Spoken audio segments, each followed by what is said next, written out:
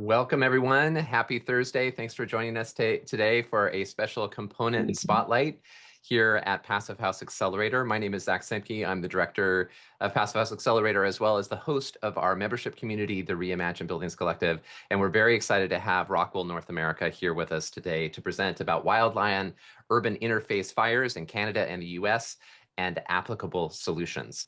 So first, I'd like to introduce Ali Al-Janabi, the building science manager at ROCKWOOL, Manaz Nikbat, architectural specifications manager in Ottawa and Quebec and Atlantic Canada, and Robert Blunt, the architectural manager for North America. So Ali, Manaz, and Robert, please take it away. Thank you, Zach. Thank you very much. Good morning, everybody on the East Coast, or good afternoon, everybody on the East Coast, and good morning to folks elsewhere. It's always a pleasure to be here. Very excited to be delivering this content today. It's akin to or connected to some material that we've just released regarding wildfires.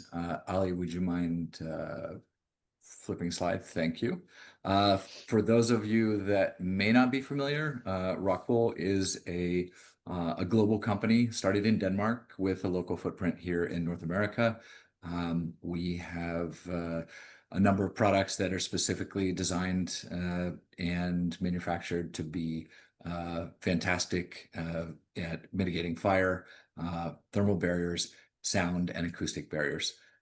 We're 4 locations around the U.S., soon to be around the U.S. and North America, soon to be a 5th in Wallula, Washington.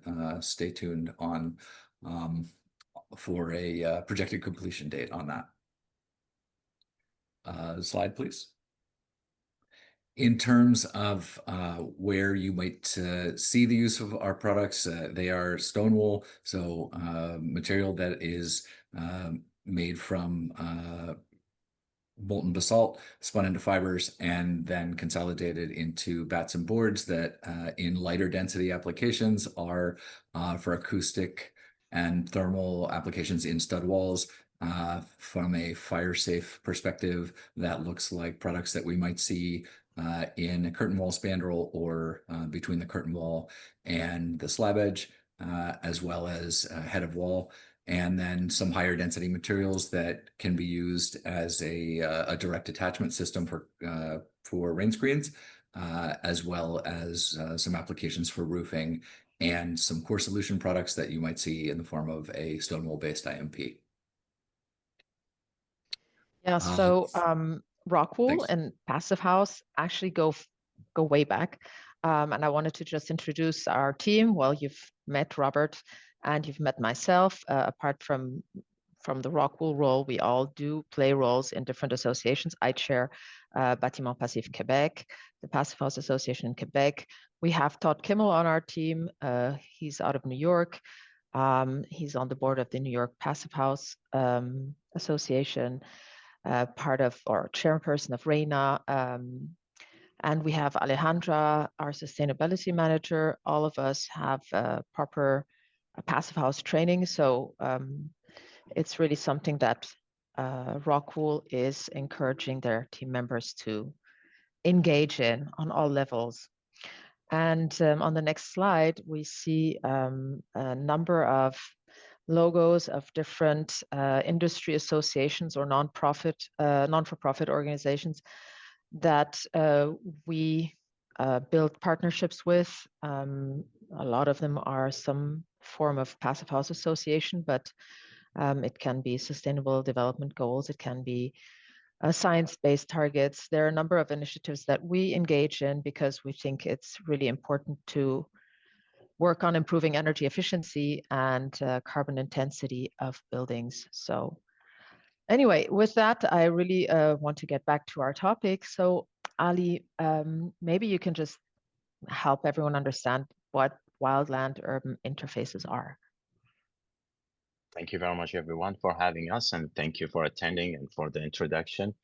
And it's a really pleasure to be with you here to just raise awareness, at least, about the risk of wildfires and how can we help as a manufacturer to advance this sector, because it's very important. And I think the next few slides will shed light on how widespread is that issue. But first, we need to understand and give a definition to what is what do we mean when we say WUI, our wildland-urban interface area. So it sometimes is the misconception is just a line that we can draw, and that is going to be the area. However, the problem is much more wider and more widespread. However, if I want to say it's the zone of transition between unoccupied land and human development. So it is at the border of our city. Our city are growing year after year, and we're pushing. People are going into undeveloped areas, and we're developing. So we have this. Each city we have that is surrounded by nature, and that is the transition line. However, the risk why this area and this area are high risk of wildfire is just because they're close proximity to shrubs, trees, and grass, and all these can be a potential source for fire to ignite. However, the impact can go way beyond this transition line, as we do have embers can fly in the air, and wind can transfer on to even miles and ignite a start fire. So we should not limit our thinking about WUI area as just an imaginary line or a specific street, and that's it. We need to make sure that our plans and home hardening measures take over the community that is even away from that transition line. Okay. So here is some just facts I would like to share about each country. So I'm starting with Canada, since I'm located today in Toronto, Canada. So if we look at the scale of the issues here in Canada, we say that 12% of Canadian actually lives in WUI area. And that's every year we have around more than 8,000 incidents of fire that could happen in these areas. However, all these incidents will put a big toll and pressure on the economy. Each year, the Canadian government spends more than $1 billion only for protection, suppression, and recovery efforts. And as of now, the 2023 season was the worst season ever.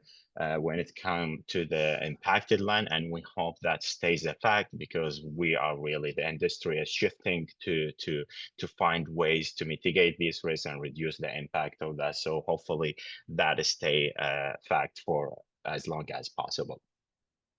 However, if we just look to the south of the border, we can see that the scale of issue is actually in the United States, even it's at a higher scale. One of the main reasons is the population of the United States is much more higher than Canada. However, we can say that 40% of U.S. homes actually located in WUI areas. So we're not talking about a couple of houses, couple of communities. This is much more widespread. When we talk about 40% of homes, and we look at data from 2018, that data states that 1/3 of the population of the United States actually lives in WUI area. And that tells us that's around 90 million people actually lives in this area. So it is not a small issue, and it's very widespread issue. And what makes things even worse, year after year, the number of incidents is increasing, and increasing by high numbers. For example, if you look at 2024, we noticed that there is an increase by 15% in incidents over 2023.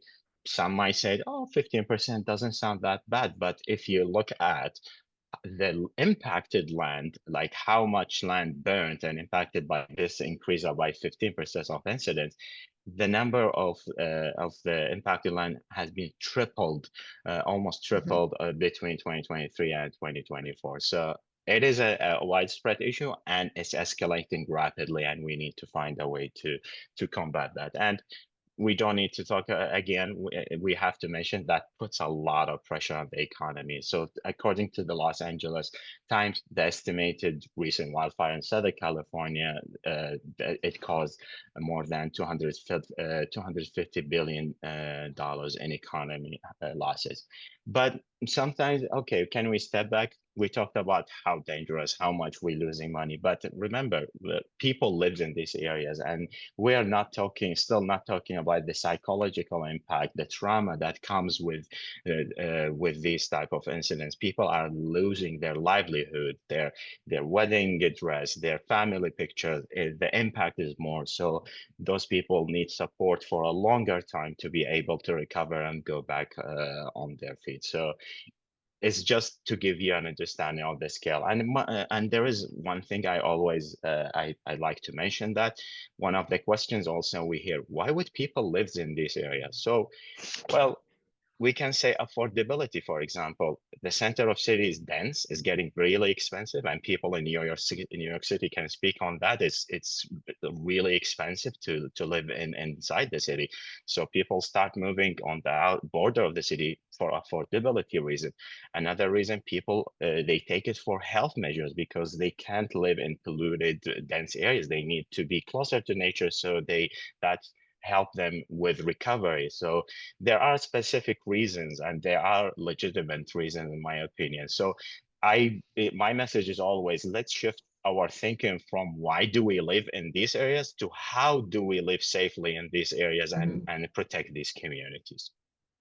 Okay, Ali, so we've seen now that it's actually really huge areas and that it's a very, very big impact. How does this get addressed in the code, or is there any policy work being done? What tools do we have? Yeah, so actually, if we look at the history, like in 2003, the International Code Council has already developed and published the IWUIC code, which is the International Wildland-Urban Interface Code. And this code was developed to address these escalating issues, to help community to build. And you can, and this code can be adopted in full or part. And the piece where we say and you can adopt it in part is really important, because the challenges where it comes to WUI areas, it's really sometimes really specific to specific areas. So if we think about the challenges of wildfire fighting or mitigating wildfire in Southern California, it would be a little bit different than what you have, for example, in Oregon. So allowing this community to adopt the code and introduce changes that allows them to address their local issues, that is really important piece. And we can see that this code has been adopted in full in more than 24 states, and the adoption is increasing year after year. If we look at the Canadian side, Canada as of now doesn't have a code per se, but they have developed the National Guide for WUI fires, and that also, and it is in response to escalating wildfire threat. So this guide was developed to provide guidance and set the minimum requirement for construction in WUI area, and also provide people with tools and method on assessing the risk. So before you build in an area, we need to do risk assessment. That would help us to understand, should we build here in this area or not? What type of building should we build in this area? The density, the number, that all can help us. So this is not a code, but it's also a guide that can be followed. And we can't talk about wildfire without mentioning California. California has been the leading state when it comes to developing methods and introducing code requirement to mitigate the risk of wildfire. And one of the recent welcome changes is that California is now adopted the IWUIC code, and they introduced changes to address specific needs that is specific to California, which is really welcome, because with California they do have a really high standard, and they put it in a way that is more stringent to mitigate these risks because of the unique nature and issues they do have in California. So this is a great move in the right direction, in my opinion. What that helped by adopting that code, what that will help by putting all the wildfire rules in one place, it will cut down on duplication, conflict between code languages, and make enforcement and more consistent across the state.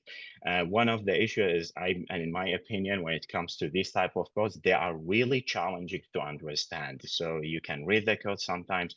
Please tell me, what do you want me to do? Because I'm not getting the message here. And it is actually what makes even things more complicated. If you have two documents with conflicting information, that will create more confusion. So putting everything under one umbrella, that helps a lot. And this is a very welcome change that we are seeing in California.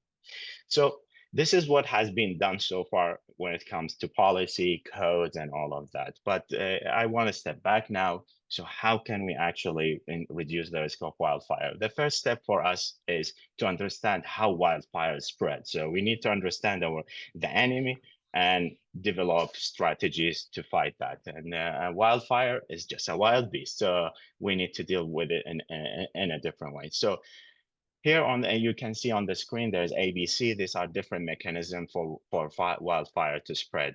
Ember transport is actually the primary cause of ignition, because again, embers can ignite.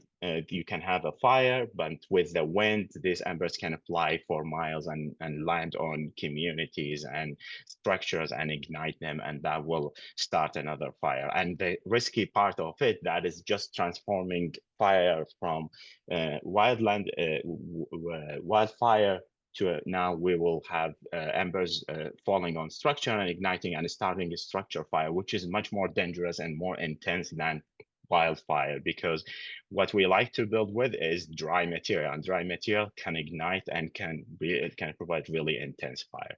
So that is the major way that wildfire spread. If we the second means is radiant heat. So when you have and that would vary based on the intensity and the source of fuel, but the radiant heat is just like, for example, if you have fire and standing next to it, that heat, it is the radiant heat, the radiant energy that you feel it. And when you have an intense fire in a structure with that have, like, for example, combustible material or sensitive material that can melt or ignite from far, that could cause issue and start the fire even from distance. Another critical point is the windows. If for example, typical windows with a single pane window exposed to high radiant heat, that this window could crack. And once you have a cracked window and it breaks, that is an entry point for embers to enter actually and ignite the structure from within. So even your house is really protected from outside, you need to pay attention to these vulnerability points, which is windows can be one of them. That's why we see a shift in the industry and code requirement, which required more, like, for example, tempered glass windows to mitigate that risk and reduce that risk as well. Then we have the direct contact, which is it can be easily understood by where fire can creep and then reach to a structure. Then that fire will transform from structure to another. But one thing sometimes we forget about it is our combustible fences. Fences could act actually as a chain or a path for fire to transport from point A to B. So that will act like chain, brings the fire to your structure and then ignite the structure. So and this is why sometimes we see these pictures after incidents of wildfire, you see like a full community is down, only one house.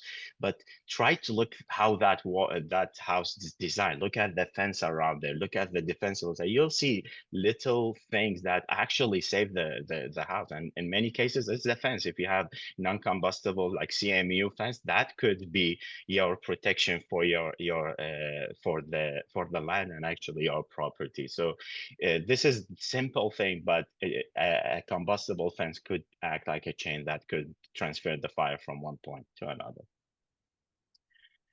So what can we do now about it? So the first step is, what we need to do is manage the loads or the fire around our structure. So before we jump to the structure, let's see what we do around this. And there is recommendations based on in the US and Canada, they are very similar, is to provide a buffer zone or a defensible space around your structure. And that defensible space will be like typically it's divided in 3 sections. You have immediate zone, which is the one in direct contact with your structure. This area you want everything to be non-combustible, and the reason why, when let's say embers fall next to your structure, if there is nothing combustible to combust, then that the embers will lose the energy and die down without igniting another material that would create a bigger fire that could transfer to the structure. So the immediate area, that is something really critical, and usually it's recommended to have nothing, only non-combustible materials. Then you have the intermediate zone, where you need to be more careful about it. It's an area you have to maintain specific type of vegetation, make sure you don't have dry plants or dead grass. Everything should need to be short, so if anything happens there, it doesn't, like the size of fire or intensity of fire is really small, that doesn't transfer and cause issues. Then you move to the extended zone, which is you have a little, what you want to do, that you have the trees not condensed. If you have trees, you want them to be spaced properly, and you want to, even sometimes they go to the depth to pick a specific species that doesn't burn as fast as other species. So this is how you manage the land. But is that realistic? Not everywhere. Not everyone has like a farm around their house to be able to protect it. So this is a satellite picture of a town in a WUIC area. So in a WUIC area, people still live next to each other.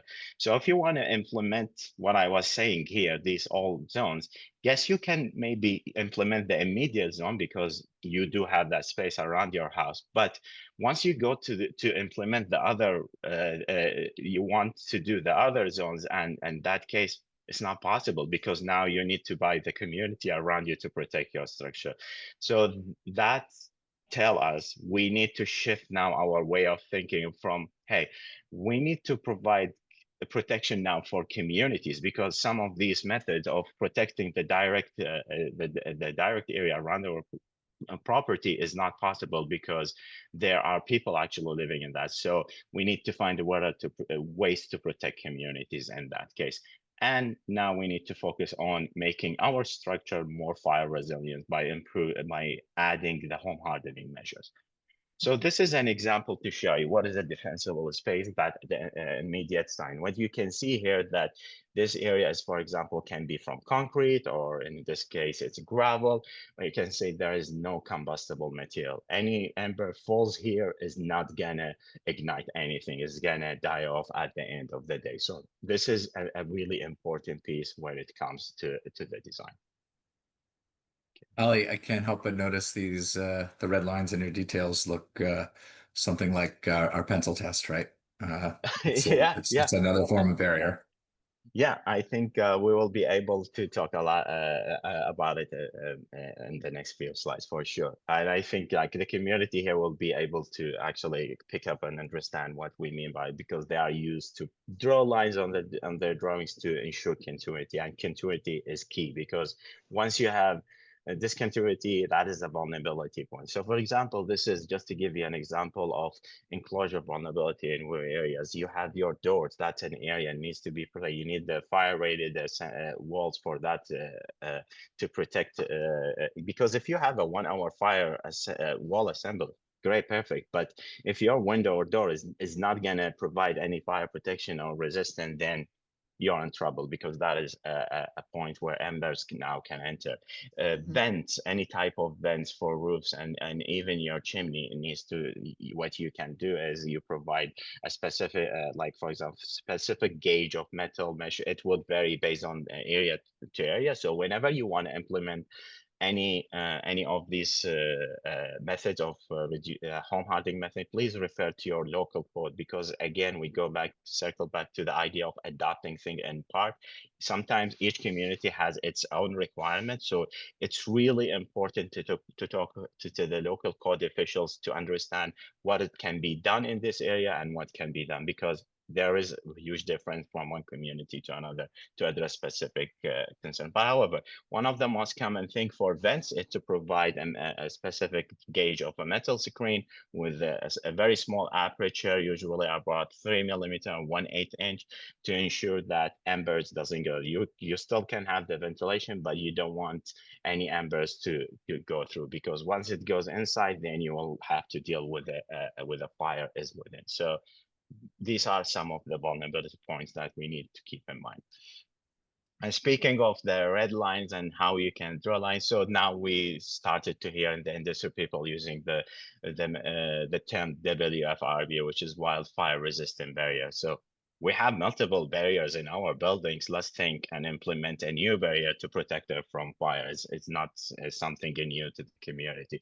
And when we draw a line here, what we can see, we're going from a non-combustible roof that is protected to the fascia here. Everything is protected with non-combustible materials. You go then back to non-combustible material, non-combustible insulation, and that's you. When you run your pencil or red pen, you have this continuity. However, that is sometimes not enough. So again, this is sorry, Manas, do you want to say something? No, it's okay. Okay. So this is another thing. We have our vapor control layer, for example, here is continuous, your air and water resistive barrier continuous. Then we have our cladding on the exterior. And if we want to say, where is our WFRB? It's this red line. We have this red line. You have non-combustible cladding. That's great. Then we go to the flashing. It's metal. Metal is non-combustible, so that is good. Then you go to below grade, also protected with non-combustible material. However, if we look a little bit, zoom in closer, with fire, we should not stop thinking at the line, defense line. We need to know what is behind it.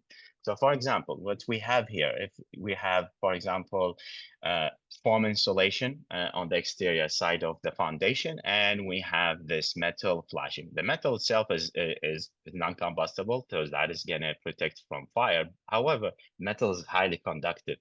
And when you have high level of heat, that heat will quickly transfer to the layer behind it.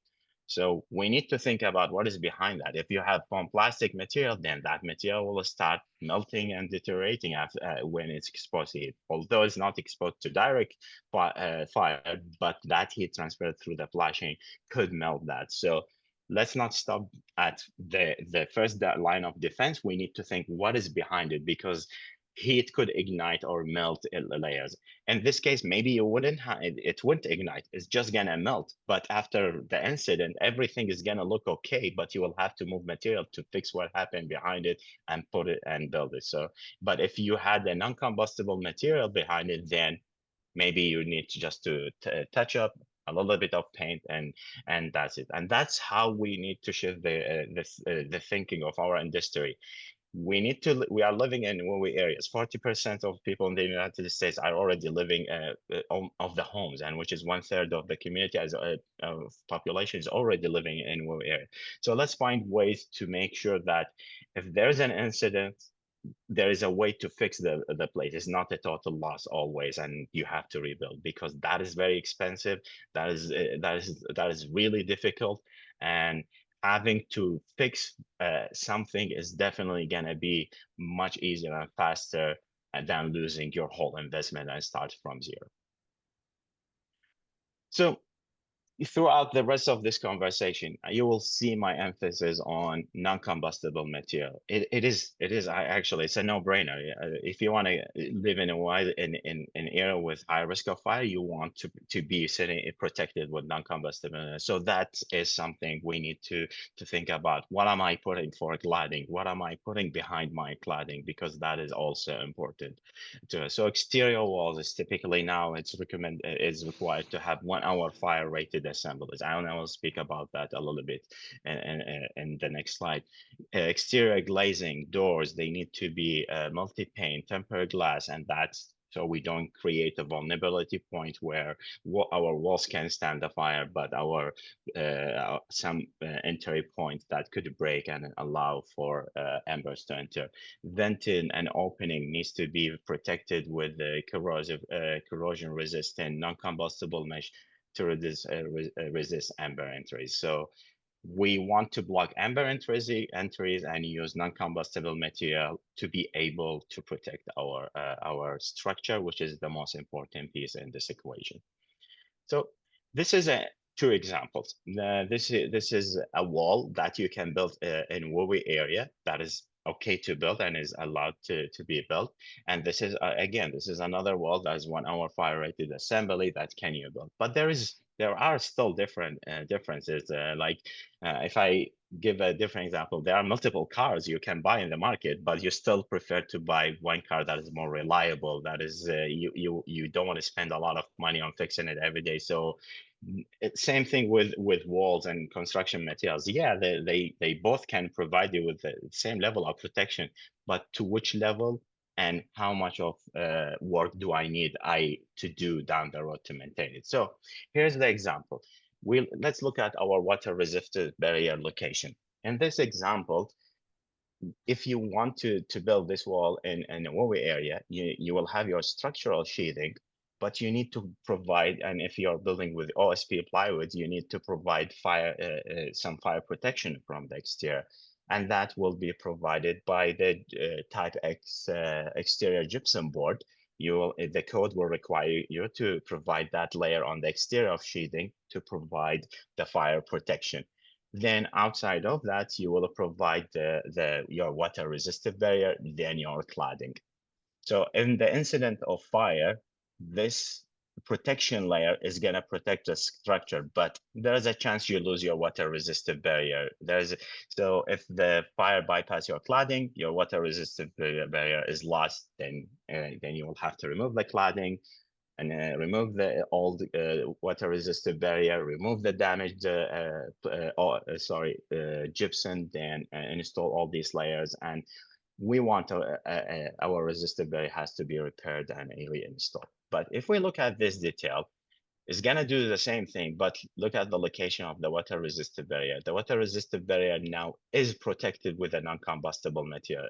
So when you have an incident of fire that bypass your cladding, the insulation is going to be your defense. And if your insulation is non-combustible, then it's going to protect the structure, but also protect your water resistive barrier. So if you want to fix that, you will have to remove the cladding, non-combustible cladding for sure, repaint it, just change a piece of the insulation that was exposed to fire.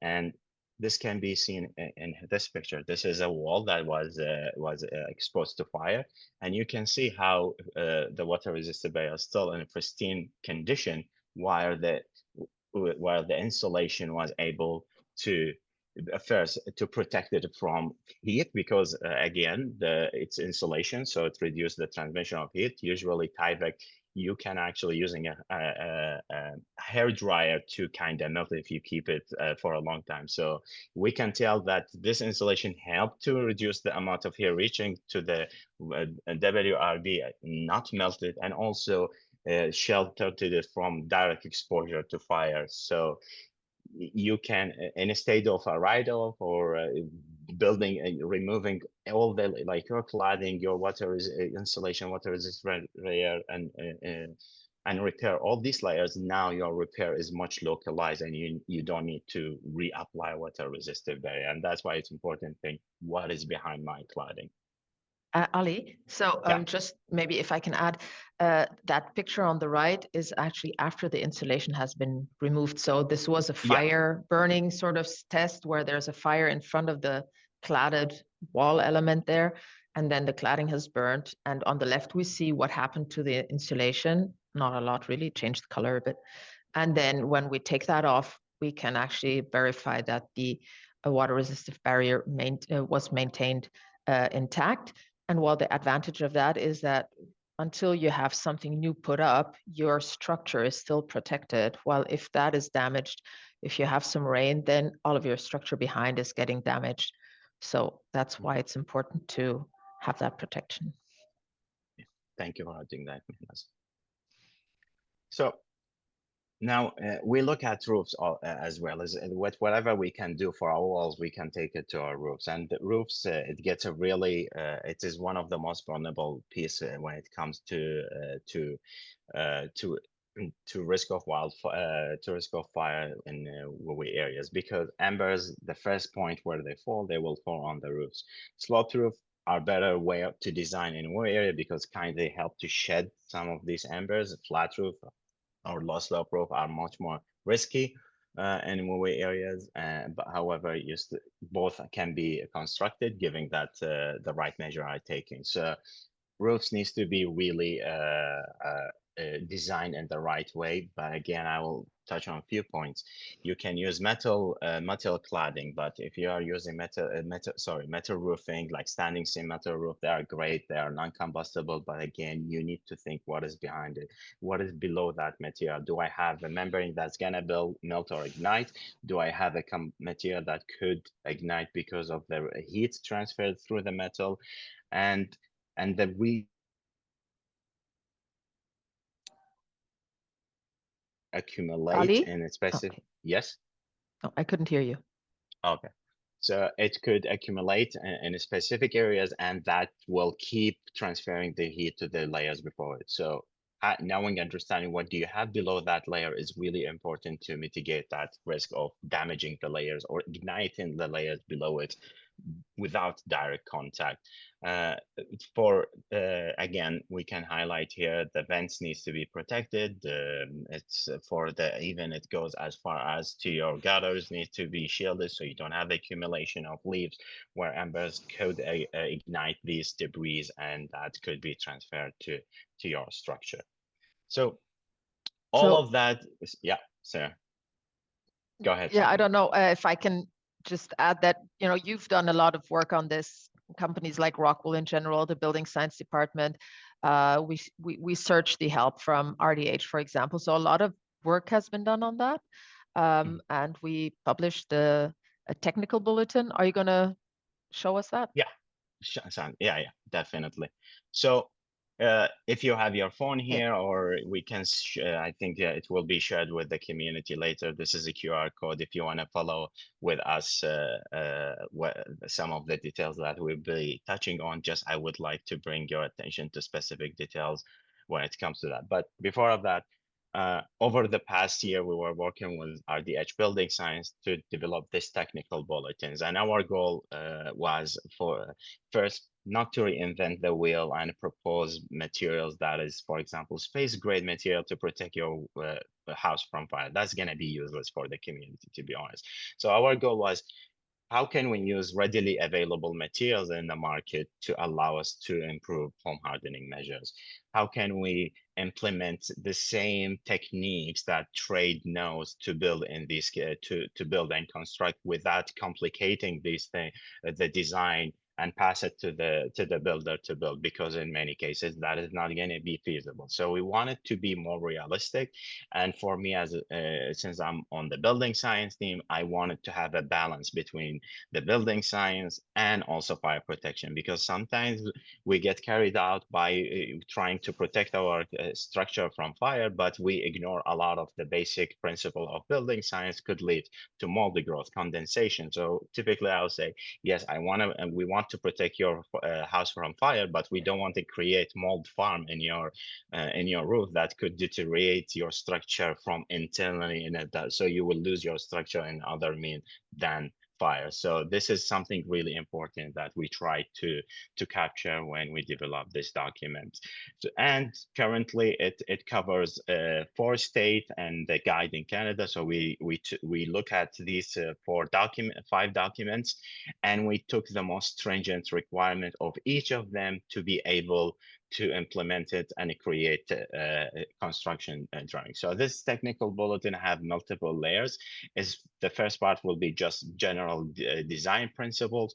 Then it goes to a second layer, which is a code matrix. And this code matrix is going to be really helpful for you, for designers, is a good starting point, because again, I was saying that the code is really complicated and sometimes you don't know where to look, but this code matrix walk you through the different requirement, and it tells you where it comes from. And if it's highlighted in red, that means this is the most stringent requirement and this for that specific part of the roof. So you can see there are different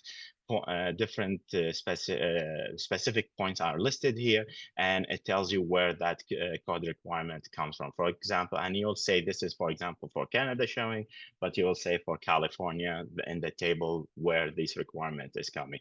And just to clarify, we are working on an update to include all the recent changes that will be required in California to reflect the recent changes. So for us, this is going to be a living document. We will keep it updated to keep up with the new regulation, new requirement, because this is an evolving industry and everyone is learning. And again, I said, like, if we only stop at this point, this is not going to be helpful to the community, because yes, I listed to you all the code requirements here, but how can I translate it in a building? That is sometimes is a challenge. So that's why we added set of construction details now to show you how can you translate these code requirements into buildable, constructible architectural details that you can actually look at and adopt and adjust it to your needs to meet the requirement. But at the end of the day, the general principles would remain the same. So now, for example, we're looking here about an unvented roof. People in the south will be just okay when they hear unvented roof, but people in the north, in the cold climate, will be very cautious when they hear about unvented roof, because in cold climate, you want to add some ventilation to remove moisture, so you reduce the risk of condensation, and also reduce the risk of ice damming, which is the buildup of snow, which melts and freeze again. That will create icicles. So we in cold climate, we love having ventilation, but in some areas, like the code doesn't allow you to provide ventilation. So for us was like, how can we offer a solution that is unvented roof that doesn't increase the risk of condensation and moldy growth? So our approach was to divide it into two separate paths. One is for climate zones 1 to 3. So it is really important to look at what climate zone this type of construction can be applied. And you will see that when we are talking about designing an unvented roof in climate zone 1 and 3, what we want to have is a vapor impermeable underlayment on the exterior, having vapor permeable underlayment on the interior. This is your exterior insulation sandwich, and this is your interior insulation between rafters. And by doing that, we are mitigating the entry of moisture or vapor from the exterior. However, this is vapor permeable.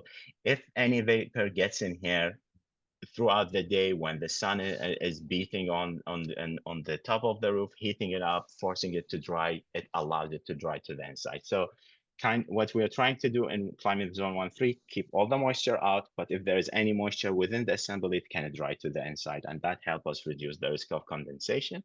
And now we know that we are not compromising on the building science aspect of moisture management, and at the same time, this roof assembly will meet some of the requirement that allows you to build in WUIC area. And you will see these little numbers here. You will see like referencing specific portions. Whenever you see number, you can connect that number to the matrix to tell you where that requirement came from. So it is literally telling you the code requirement is this, and this is how you translate it and build it in reality. So this is an example of unvented roof in climate zone 1, 2, 3. Then if we want to build in a colder climate zone 4 and above, then you will see the roof is exactly the same, but now our membranes need to be laid in a specific way. So in colder climate, what we want to do is we have vapor permeable on the exterior. So we want the vapor to dry to the outside, but we have vapor impermeable below our exterior insulation. So we don't want the vapor to come from the inside, but we want it to dry to the outside. So by doing this little changes in the permeance of the membrane, that would help us control the risk of condensation. So if you are looking at this set of details, please pay attention to these little details, because that is how it helps you to reduce the risk of condensation mold growth, but at the same time meet your goal by achieving superior fire protection and meet the code requirement there. Now, when we look at ventilation, it can be sometimes tricky. Yes, in some areas, ventilation is allowed, but how? In some areas, that ventilation is allowed, and that's why it's really important to talk to your local code official to tell you what you can do. For example, some areas allowed ventilation, but not through the eaves. You have to block the eave with non-combustible material, but you can allow the ventilation to happen through a dormer. So you install a dormer that is going to allow air to enter through it and vent any moisture, then exits from the ridge. However, these dormers needs to have a specific fire protection, for example, a mesh on the exterior to block the entry of embers, and that would help. And now we start to see in the market that specific material that is rated or approved for use in moving area that has all the specific components that mitigate the entry of embers and help reduce the risk of fire. But again, I want to show you with vented assemblies, if this insulation is combustible and anything enter here will combust and burn the structure from within. So again, let's not stop thinking about the exterior layer. Let's see let's think about what is behind these layers. In some other areas, you can do ventilation and they allow you to do it through the soffit. However, again, it needs to be designed a specific way. You need a specific product that doesn't allow the entry of embers, and soffit a little bit at a high pressure. If you have a fire below, there is a lot of heat is going to raise and go within these soffits, and also it could be a point where embers can enter. So this is why in areas with high intensity of fire, ventilation is allowed through a dormer, but not through the soffit. So these are things needs to be clarified with your local code official. So moving to the walls. The walls is, as of now, in most areas, as far as I know, that it would require 1 hour fire rated assemblies. And that's something a little bit, I believe the commercial sector very understand how it works, but in the residential sectors, we receive a lot of calls. How much exterior insulation, which is our product, for example, comfort board, should I use to achieve that 1 hour fire rating? Well, it doesn't work that way. You need to build a specific assembly, test it, which burn it, and achieve that specific fire rating. It's not about adding a material to give you that. So you need to follow a specific listing and not modify it without consulting without a fire engine, because everything needs to be constructed according to the listing. If you want to implement any changes, then you need to speak a fire engineer, and that fire engineer will reevaluate, and sometimes they are able to do an engineering judgment and allow you to implement the change, and sometimes they will tell you, no, this has to be tested. So, and testing this assembly, I can tell you, is because I oversee some of them. They are really expensive. So, but we are trying our best to test more of these assemblies to provide more option to the communities. And as a minimum for us, we are providing vented. I split them in vented assemblies where you have a rain screen to allow for drainage and air to move behind the cladding to move any moisture.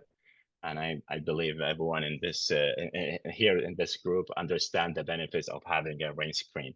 But in some scenarios, a rain screen is not allowed, especially in area with high intensity of fire. So what you need is to have your cladding should be in direct contact on top of your insulation, and you need a fire listed assembly. And we do have fire listed assembly that are unvented. So this is what we're showing here is non-combustible cladding such as stucco here, and this testing and this listing, and with insulation minimum of 1 inch of insulation behind it, and following this listing, and you can see under each wall there is this is the number of the listing. So if you Google it, you will find the listing and the rating of the assemblies and what needs to be done to achieve that listing.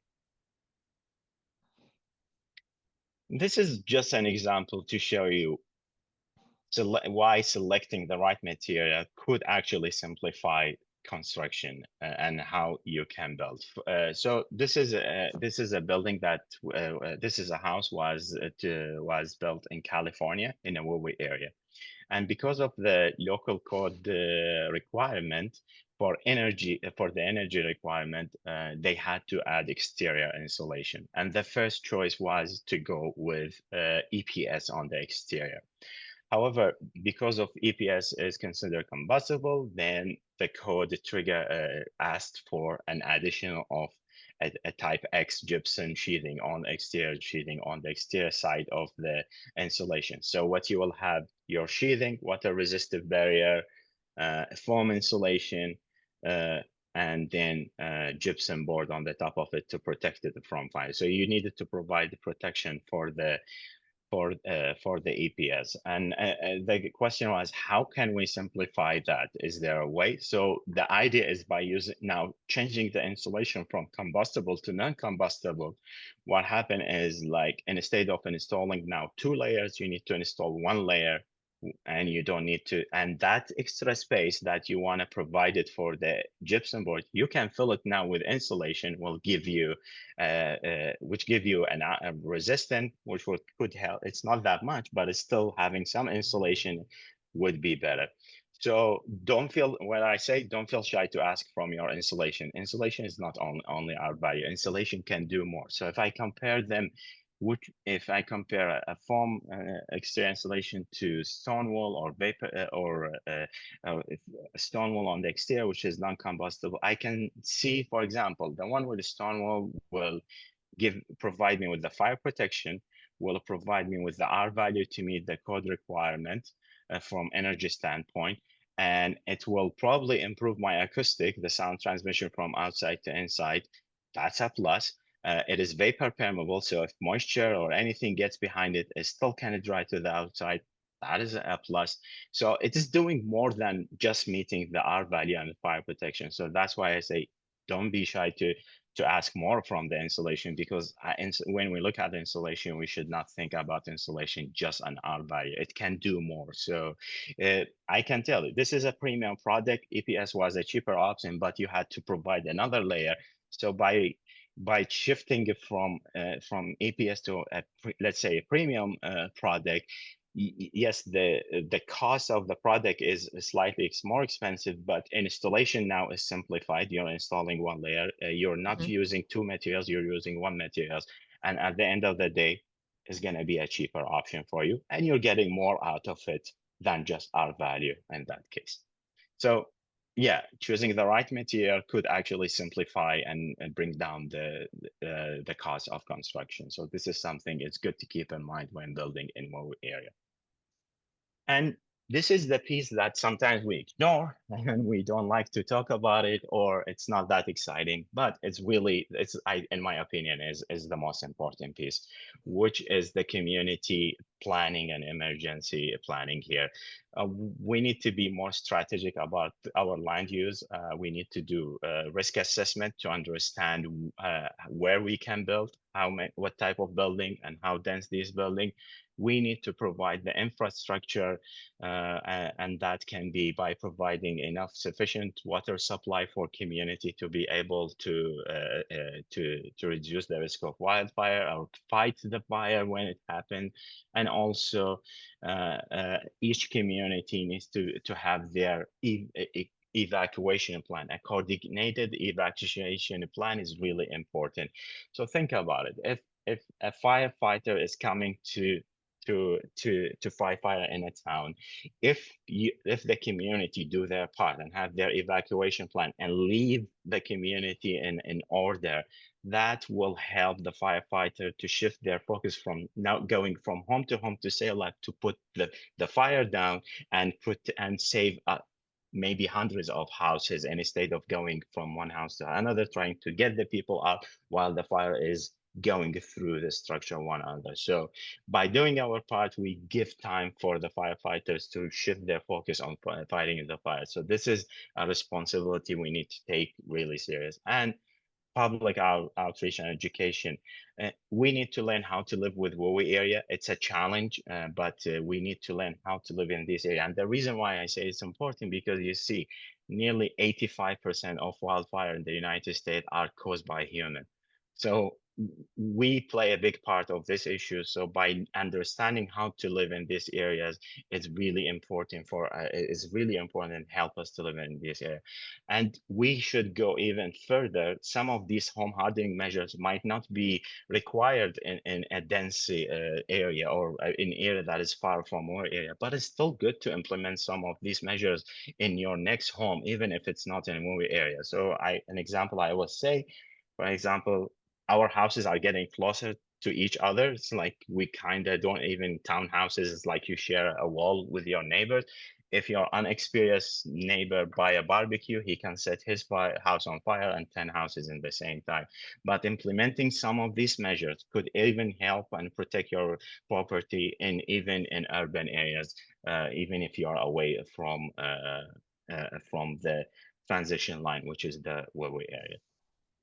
And here's some resources I would like it depends on where you live, but these are really great resources to more understand how can you reduce the risk of fire, and how can you build and construct in a better way to create a more resilient building. So these are some of the resources, and please you can go to our website and also download the Building with ROCKWOOL Stone Wall Installation Wildfire Prone Areas. That's where you will find the document that I was talking about, and you will have a lot of information. And just to give you an update, we are still working. Now we're working on the second version of this document, which we're hoping to include more cities in there, and also include new details. Because, for example, when I go to these events, and to be honest, when I present, people would ask me, hey, great document, but I don't see this type of details, and this is common in my community to build in this certain way. Do you have something about it? And this feedback helps me come back here and sit down. It's like, yes, we need to fight and go talk with our partner at RDS. Let's develop this type of drawing. So there, with the next phase, I'm honestly only implementing changes that came out as a question from the community, has asked us, like, hey, in our community, we don't have crawl spaces. We build a slab on grade. Do you have a detail for that? We are developing that. Some people say, I have unvented roof, but I want to have eaves. You're not showing me that your detail doesn't show eaves or hangs. We are implementing that. So we're trying to do to make sure that we update it while we go. Yes, Mehnaz? Yeah, I think there are a number of questions in the chat as well for you. I am actually. Yeah. This is Ali and Manaz and Robert. This is so fantastic. Really excellent presentation, and we're getting you'll see in the chat all sorts of kudos as well. And I'm so impressed by the quality of the questions as well. There's clearly a lot of expertise embodied with the audience here, and really so I want to get straight into the questions. I believe we have a hard stop at 15 minutes after the hour, so we will do our best. Is that right, Manaz? I'm okay with longer than 15. I don't know about you, Ali. I think, unfortunately, I'll have another presentation after that. So let's try to address. And I will be very honest with you, and I'm really sorry in advance if I keep repeating the same answer. I will tell one common thing you will hear me saying: you have to refer your local code official, because that is the person who knows, who will tell you. But let's go through them and try to address anything we can do right now. Let's dive right in. So the first one is Jay Kurland. Jay, if you could unmute yourself and ask your question. Hi there. I think my question is answered in Ali's subsequent details. Okay, perfect. Thank you. They're working then. That was very efficient. Awesome. How about Joshua Van Wyck? Yeah, Zach, same thing. I was asking about the roofs, and Ali did a very nice detail on that. So thank you. Great presentation. Perfect. Awesome. Paul Adams, this is going great. Hey, Paul, are you available? Yeah. Hi. Yeah. Hi, Paul. Hi, Ali. So I need some specific ratings to include for my building permit to show that I'm meeting these requirements. I like your details and plan to use them, but do you have something that's equivalent to the UL or GA rating so I could say it's such and they'll accept that? City of Yeah, Denver? so I will go back to this. Okay, here. So once I would again that you will find in the document a page where you will see 4 type of assembly. They are all fire rated and tested. So all what you need, if you Google what, for example, if you want to build something, this is what is mostly common that we see that constructed. So if you search the listing Code. number, you will find the listing is listed by the lab testing. So these are from we tested it from Intertech, so you will find them online listed. So that is the equivalent of UL listing. So if you do test your product with UL, you can list it with them. But this testing was done with Intertech, which is they do test for the same standards at the end of the day. It's just different lab and different association maintaining that listing. But those are the listing for the walls you would be looking at, and you will find them in the document. All right. Thank you very much. That's exactly what I needed. You're very welcome, sir. Awesome. Thanks, Paul. Next up is James Tank. Hello. Hello. Actually, I had 2 questions. One, the slide said doors ... So you didn't go into the information on the doors, but then that's not necessarily a ROCKWOOL product. The next question was the roof. You did show some further information on the roof, but unfortunately, it doesn't show any ROCKWOOL product on top of the barriers, the water reducing barriers. Do you have a solution for that? So that is something that's a great question, and you'll let me leak some information for that. So for the doors, yeah, you're right. Is because the reason we put ... I just want to bring people attention here that think of your door might need to carry specific fire rating. So look at your code, local code, to see what is the fire rating is required in your area for the door. For the roof things, this is something actually we want to do testing to be able to have a class A roof, and that is will be implementing Stonewall. As of now, this is something the code doesn't allow us. However, the recent changes in California is very positive, as is recognizing that mineral wool can be used actually right away under your metal roof, for example, and it will be above the water control layer. But as of now, that will be allowed only in California, but we are working to do testing to prove that it works, so we can influence the code, and the code will allow it, and also provide the appropriate fire rating as of now. But unfortunately, this is something we're working on, and California, without even talking to them, they recognize mineral wool as a non-combustible, and they do allow it in specific scenarios. But I don't want to mislead you and tell you, yeah, you can do it right away, and there is no issue with that. It is non-combustible material. I know it's not going to do anything, but we have to have the right listing and the right code language to allow you doing it without having issues with your local code official and not being approved. All right, excellent. Thanks, James, for that question. And next up is Carolyn Madison. Yes. Hi. What Hi. about materials very different than what we're talking about that are supposedly 4-hour fire rated, like ICF or ICCF blocks that have different materials, but they're concrete in the middle? How do those compare to wood frame? It's a wood frame houses with these other barriers that are 1 hour. Yeah. So no one can deny that concrete is a great material to fight these fire and protect the structure. So I would say they are a great component, and if you mix them like stone wool with concrete, that's even better, because at the end of the day you need some insulation, and if the core is your so it's great that you bring that, and I'm gonna go all the way back to this detail.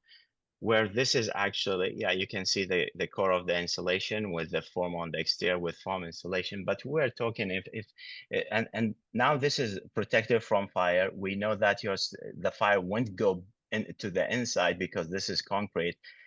But with the heat, you will start your insulation of the foam could start melting, and you will lose that insulation, and then you will have to repair it and replace it.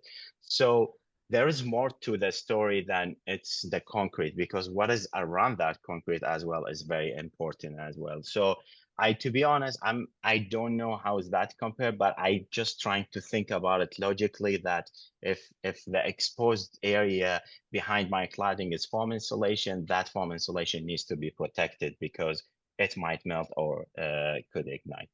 So if you put like stucco, because again, on the outside of, right, Yeah. there is something else. I mean, you could Yeah. use hardy board or stucco on the outside. Would that be sufficient, you think?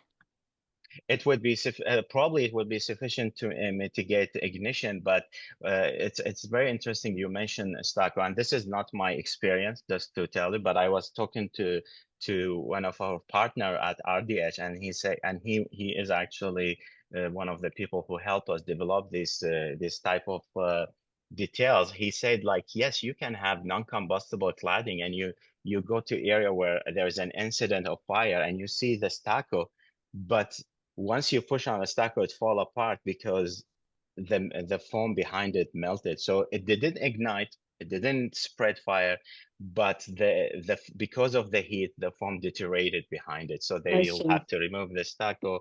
So the stucco itself, it's great, but also that's why I say always think about what is behind your stuccos. And this is apparently a common thing in where you have a stucco and you see the wall is still standing because the stucco is non-combustible and it's carried well by the structure, which is you have the metal lath carrying it, but the foam insulation behind it melted and it's just left an empty cavity behind it. So once you push it, there is nothing behind it.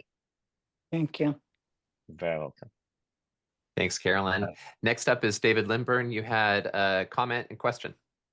Yeah, I think maybe this could be taken offline. I think maybe some other questions can be answered before the time runs out. Mine's more of a hypothetical. And I guess what I would just follow up with is maybe if I could connect with you guys and have this conversation offline. I think it is more complex than we have time for. Sure. Awesome. Our contacts are there, right? Okay. Yeah. Great. Thank you. Yeah, and David, just feel free. Oh yeah, the emails are there in the chat, so I think you're set. Awesome, perfect. Thank you. You can find me. Yeah, thanks, David. Next up is Ron Van. I wanted to thank Ali and ROCKWOOL for contributing to this important conversation, and also to you, Zach, for making a great podcast too.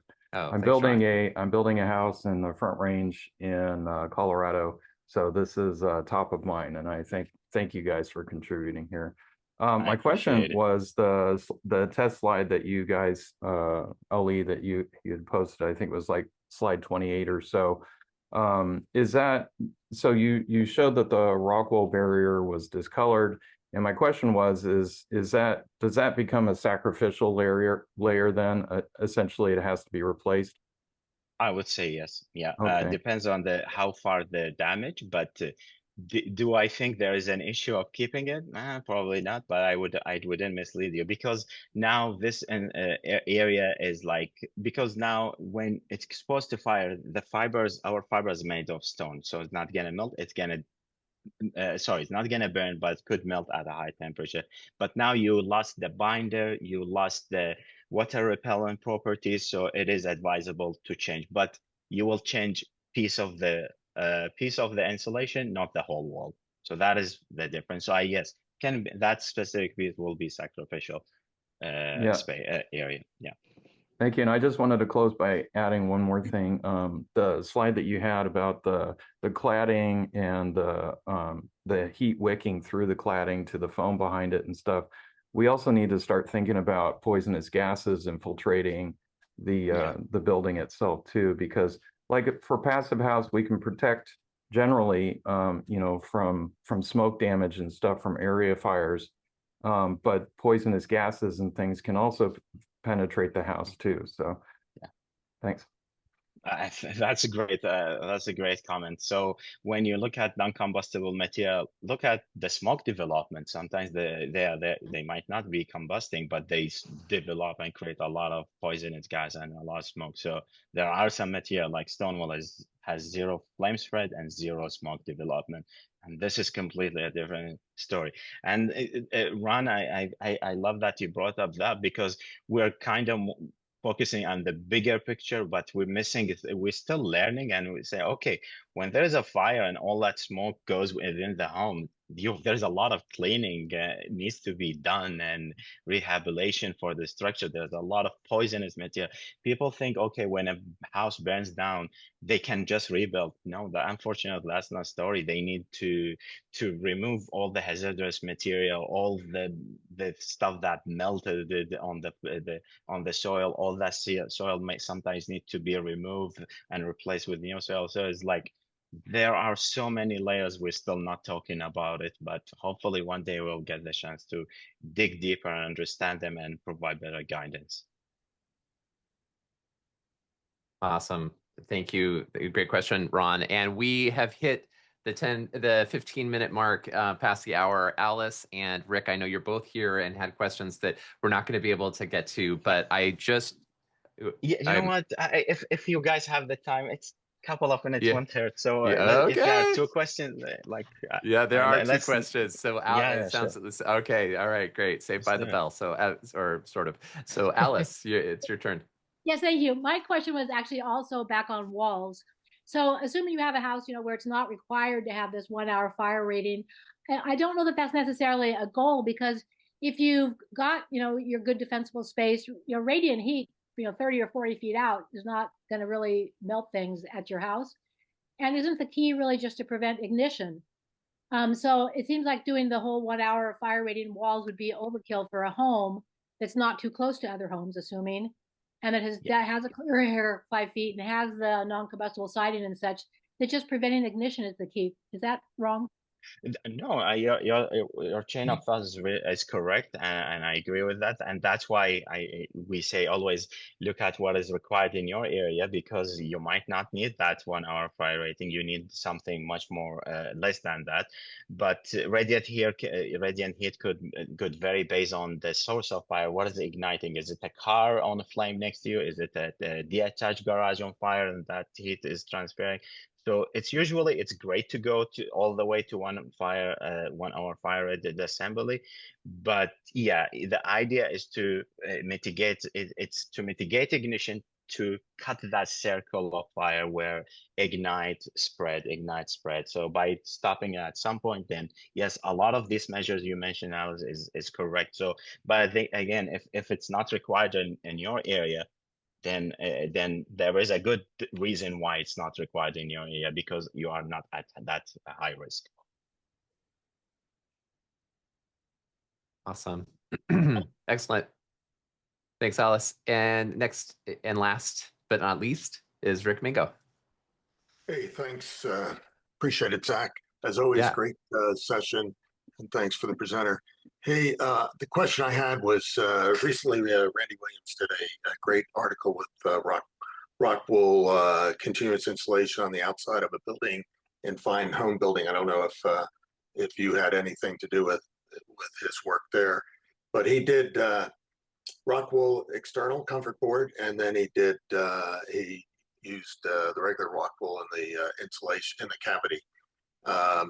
Talking about what you've done to isolate the internal cavity from fire, could you not go with something less fire resistant, like packed cellulose, to lessen the cost of the wall?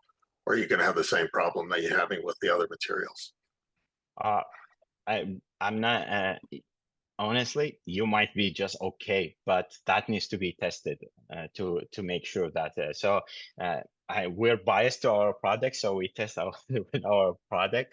But if for example, a cellulose manufacturer do the investment to fill that cavity with the cellulose, And some of this cellulose material, they do add additive to it to make them non-combustible as well.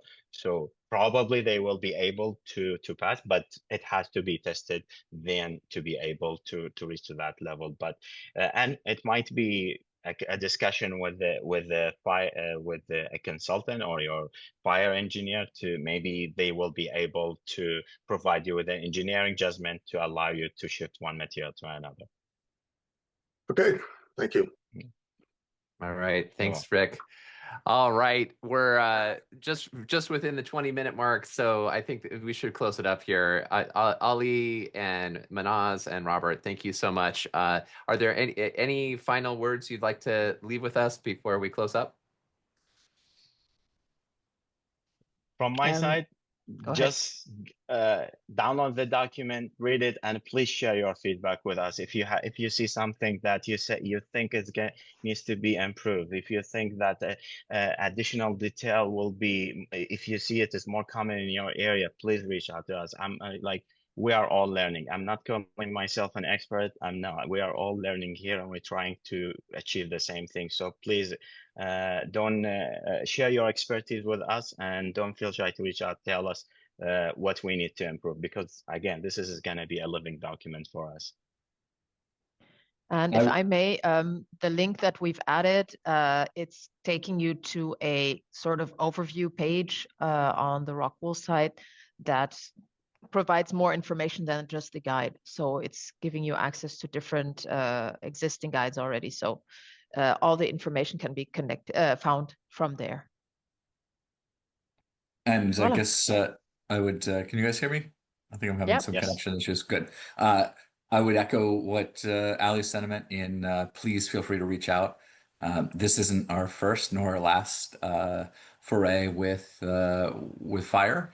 And, after the Louisville fire, we did quite a bit of content with a number of other subject matter experts. So we are always collecting more information and always trying to come up with better strategies that balance high performance construction and cost and approachability for the widest audience possible. So I personally am always happy to go through the nuts and the bolts and the details with folks if that's something that you need. Fantastic. Well, this is really, really excellent. I really appreciate all the thought and work that has gone into this presentation, and for you taking the time to share it with us. A big thank you again to ROCKWOOL for being a founding sponsor of Passive House Accelerator. We're very grateful. Thank you to everyone for attending today and for making this dialogue so dynamic and really great, very informed questions. So it was a lot of fun. Please do mark December 5th on your calendar for our Best of Retrofit conference. We hope to see you there, and registration is open now, so you can go to the Passive House Accelerator website, or actually there's Kim just put a link in the chat. And have a great rest of your Thursday and rest of your week, and we'll see you next time. Thank you. Thank you. Thanks, folks. See ya. Cheers.